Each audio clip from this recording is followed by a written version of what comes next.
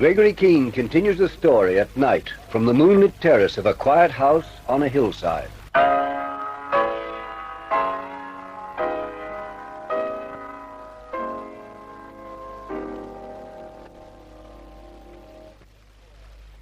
"24 hours ago, I was tied to a chair in that factory loft, having my brains beaten out by Stella Wilson's chum, the gangster Fegan.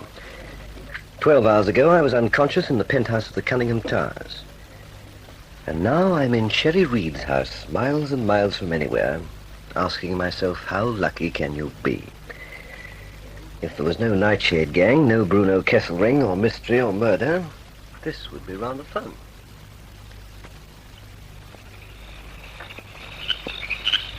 Do you like it here? I'd be an odd type if I didn't. Who knows about this house, Sherry? Not even Dr. Eugene Collins. Do you think I'm childish? Scares me. In lots of ways, I haven't been a very nice person. I've been by myself a long time, and I came into too much money. Now I'm 26, I'm just beginning to realize what I've missed by knowing too many men, not loving any of them enough, but pretending I did. I had a lot of playmates, Keene. Well, they shouldn't have been terribly hard to find. They weren't. This is my place to hide. When I said that about being childish, I meant liking a place of my own no one else knows about. Being here in secret. Alone? I said no one else knows about. Only you. The phone isn't listed. I even bought the place through my solicitors, and they don't count. There's no road to it, not even a path through the woods. The hill behind the house goes right up to a cliff. What's the time? Just on 8. Aren't you listening to me? You know, I don't feel as bad as I should. Can I borrow your boat and your car and get back into town? No, you cannot. You're not fit to move. What's the matter with you? What's on your mind? Angus Dobie is on my mind. I have to get hold of that chap before the NightShade people decide he's too dangerous to be left alive. Every minute that ticks by while I sit here is a minute lost. Oh, rubbish. You can't possibly move from here for days, so for heaven's sake, make up your mind to it. Angus Dobie's as safe as a house. If they wanted to kill him, how on earth could they go about it?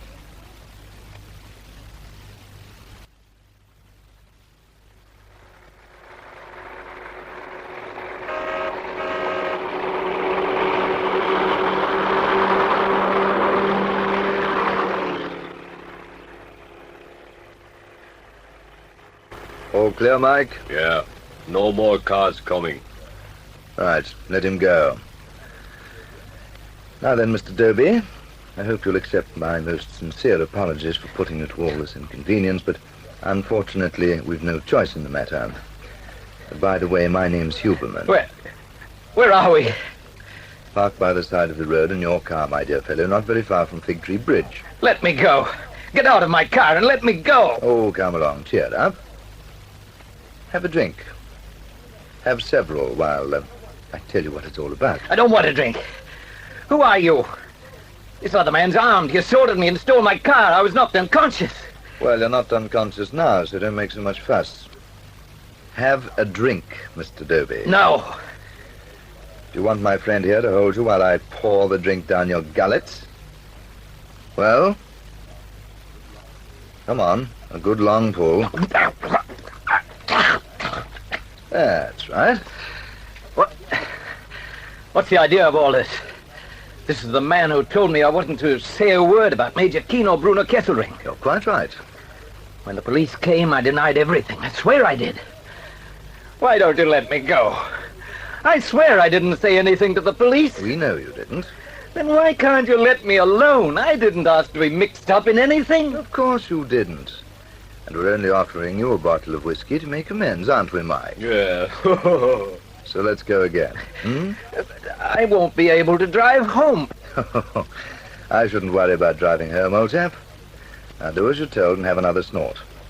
You should appreciate good whiskey, and it's so much more enjoyable when you down it of your own accord. Wind up all his windows, Mike, and lock the back doors. Then turn his car around so it's pointing back towards the bridge. We shouldn't have much longer to wait. I can't help thinking you exaggerate this whole affair, Keene, darling. These people can't just go about blithely murdering all and sundry. Look, get the idea into your head, Sherry. We're walking a tightrope.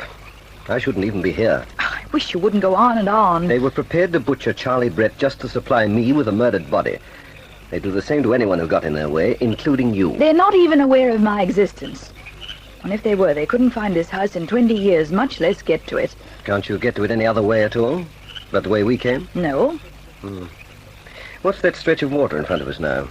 Part of the Hawkesbury River. Yes, it's the perfect retreat, I have to admit. Almost impossible for anyone to follow you here. You've your garage and boathouse back there. What's the place called? Newport? You've the garage and boathouse at Newport.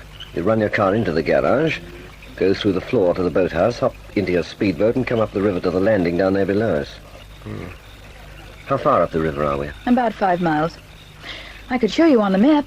So unless they had a boat, you could throw off any possible pursuit from Newport, eh? That'll have to be fast. Mine'll do 45 knots. Could I get another drink?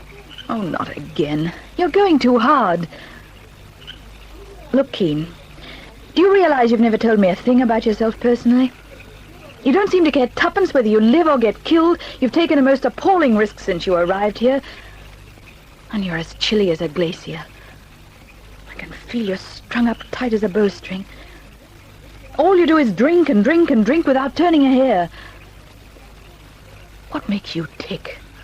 That landing of yours is pretty well hidden, isn't it? From the river. Didn't you hear what I said? Yes. If I could get hold of Dobie, could I bring him here? I can't imagine a better place to ask what makes him tick. Keene, will you forget the thing you're mixed up in just for an hour? I've gone right out to the end of a limb for you. And I'd like to know just who you are and what you're made of. There's nothing to tell. You fend me off with an armor of indifference. What other armor is there? I'm not used to it, and I don't like it. Well, you know, it should be a pleasant change. I get the impression you've had to beat most of the chums off with the club. Most of what, chums? You mentioned them yourself, I didn't. Are we going to fight? Not if we keep it strictly impersonal. That's the first time I've ever been told straight to my face. You're quite prepared to make use of me, but I mustn't think you're to be bought, is that it? Roughly. You take too much for granted, old boy. I must be careful not to make the same mistake again. I'd like to fetch you one, Keene. If you hadn't been beaten up already, I would. What are you? Or are you in love with someone else? You're not married, are you? No. Are you in love? Yes. Who is she? A corpse named Haley Bergner. Now, will you shut up or lend me your speedboat to get out of here? You don't get the speedboat. You can have enough grog to drink yourself silly, and you're not getting out of here. Oh, Keene, talk to me. I'd much rather map out a plan of action. You don't get any action till you're fit to move about again, and that's going to be at least a week. Will you tell me about Haley Bergner sometime? I suppose so. Was she pretty? She was a murderess. Oh, I give up. I'm going to turn in. If you wake late in the morning and I'm not here, I'll have taken a boat to Newport to get the papers and lay in something to eat.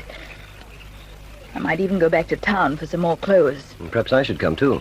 To look after me if Felix Huberman happened to be at the flat waiting? Oh, it's all right. I'm not trying to be funny. I'm only wishing you were slightly more human. Good night, Keene. Happy dreams.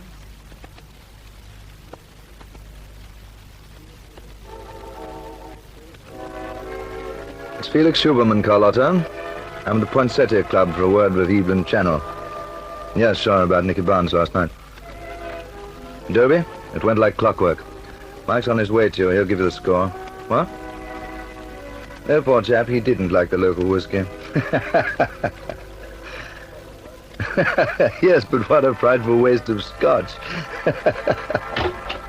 Oh, there you are, Felix. Yes, well, good night. Be seeing you soon. Goodbye. Hello, Evelyn. I didn't expect you here tonight.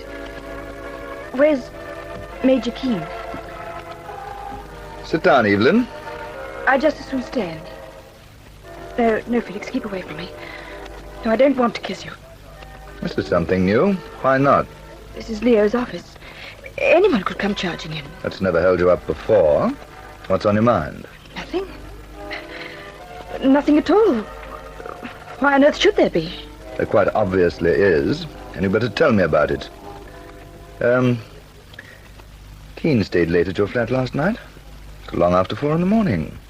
I couldn't get rid of him. Did you try? Very hard. Well, I used everything but dynamite to get him out of the place. And having no dynamite, you decided to try gin. Meaning? Evelyn, tell me why you deliberately plied Keene with pink gin last night. And after you'd got him sodden, tell me what he had to say to you about himself.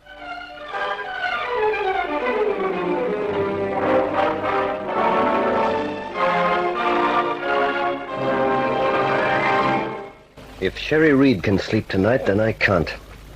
I'm too far out of touch right now, with Evelyn Channel and Huberman and the lot of them. I don't even know if Dobie is still alive, or what the NightShade gang is going to do to find me. I only know that before I'm finished, I'm going to take them apart one by one, piece by piece, and limb from limb. I'm going to smash the NightShade ring wide open, and I'm going to settle my private account with Felix Huberman.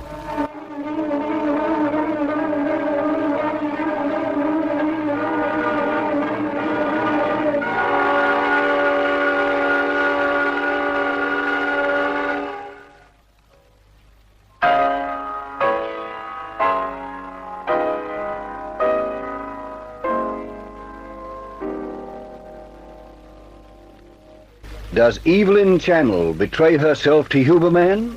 Listen for the next chapter in this story of intrigue, Deadly Nightshade.